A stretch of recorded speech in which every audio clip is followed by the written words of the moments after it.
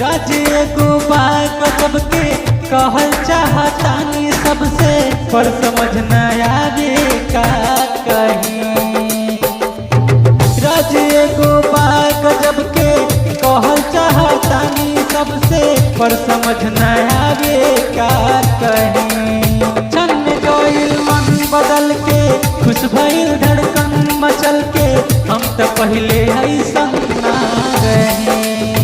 एक मिलन एक बार के हाई, खुशबू पहला प्यार के हाई, उमड़ता जज्बात है चाहत के बात में। हाँ टूटी मोहब्बत ने अंगड़ाई, दिल का सौदा हुआ चांदनी रात में। हो उनकी नजरों ने कुछ ऐसा जादू किया, लुट गए हम तो पहले